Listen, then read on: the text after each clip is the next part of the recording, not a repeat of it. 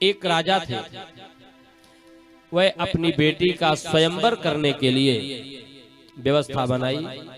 स्वयंवर में बहुत से राजकुमार हैं, लेकिन वह स्वयंवर अभी प्रारंभ नहीं हुआ था। उसी समय उनकी बेटी जिस राजकुमार के साथ प्रेम करती थी, उनको बुला करके उनके साथ भाग गई। सैनिकों ने देखा कि राजकुमारी एक राजकुमार के साथ घोड़ी पर बैठ करके चली जा रही है। राजा की आज्ञा हुई, सैनिक उसके पीछे हो गए, पीछे से दौड़ा लिए, वह आगे भागता चला जा रहा है। जिस घोड़ी से बैठ करके वह उस सुकन्या को लेकर के जा रहा था, रास्ते में एक नाला पड़ा और उस नाले को वह घोड़ी लांघ नहीं पाई, वहीं पर बैठ गई। सैनिक आ गए, सैनिक को आता हुआ देख उस राजकुमार ने तुरंत तलवार निकाली, सबसे पहले उस घोड़ी का शिरच्छेदन कर दिया, उसके बाद उस राजकुमारी का भी शिरच्छेदन कर दिया।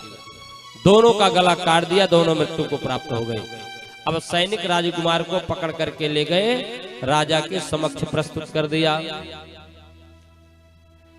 कि राजन, यही वह राजकुमार है जो आपकी राजकुमारी को लेकर के जा रहा था, लेकिन घटना ये हो गई कि हम राजकुमारी को वापस नहीं ला सके। राजा ने पूछा क्यों? कहा कि जब हम लोग वहां पर पहुंचने लगे इसके पास, तब इसने घोड़ी को भी मार डाला और राजकुमारी को भी मार डाला। राजा ने पूछा उस राजकुमार से कि पहले तुम यह बताओ कि तुमको दंड तो मिलेगा, लेकिन पहले यह बताओ कि तुम घोड़ी को क्यों मारे? कहा घोड़ी को मैंने इसलिए मारा कि आगे चल करके नाला पड़ा और वह नाले को, नाला तो छोटा ही था, उसमें पानी था और वो उसको वह लांघ नहीं पाई, वहीं पर रुक गई, जबकि वह लांघ सकती थी लेकिन लांघी नहीं। तो कहा इसमें घोड़ी का क्या दोष, उसको मार क्यों डाला? कहा इसलिए मार डाला है कि जब इस घोड़ी को खरीदने के लिए मैं गया था, तो जिसके यहाँ से इस घोड़ी को ले करके आया था, उस घोड़ी वाले ने बताया था कि इस घोड़ी में बहुत गुण है, इसके पास गुणों की कमी नहीं है, केवल एक कमी है कि इस घोड़ी की नानी जो थी, इसके माँ की माँ जो थी, वह पानी देख करके डर जाती थी, पानी को लांघती नहीं थी। तो मैंने सोचा कि कोई बात नहीं, वह इसके नानी का काम था, पानी नहीं लांघती थी, क्या वैसे ये थोड़ी होगी?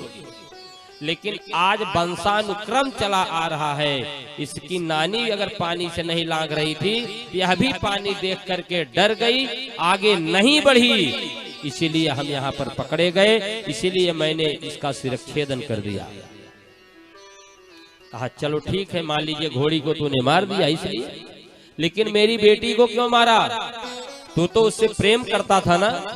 कहा हाँ प्रेम करता था, इसीलिए लेकर के जा रहा था, लेकिन उसको मैंने इसलिए मारा कि अगर आज मैं इसको नहीं मार दूंगा तो जैसे वह घोड़ी का वंशानुक्रम चला आ रहा था कि आगे चल करके इसकी नानी अगर पानी को नहीं लांघ पाई तो उसी का वंशानुक्रम इसमें था, यह भी पानी को नहीं लांघी, आज यह मेरे साथ भाग करके जा रही है, अपने माता पिता की लज्जा को छोड़ करके जा रही है, अपने कुल खानदान की इज्जत को लुटा करके जा रही है, तो आने वाली इसकी जो संतान होगी वह भी इसी के रास्ते पर चलेगी, इसलिए मैंने जड़ को ही समाप्त कर दिया।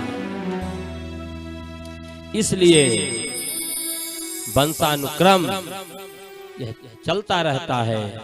आजकल जो लोग प्रेम विवाह करते हैं, जो लोग भाग करके विवाह करते हैं, यह उन लोगों के लिए शिक्षा है कि अगर अपने आने वाली संतान को, आने वाली पीढ़ी को सुधारना है तो इतना गलत कदम कभी भी अपने जीवन में ना उठाएं। हमेशा विवाह उसी जगह पर करें जहां पर गुण मिल रहे हों, एक बराबर कुलम, जहां पर उत्तम कुल हो वहीं पर करना चाहिए। जिस कुल में दाग हो उस कुल में विवाह नहीं करना चाहिए, नहीं तो उस कुल का दाग आपके ऊपर भी लगेगा।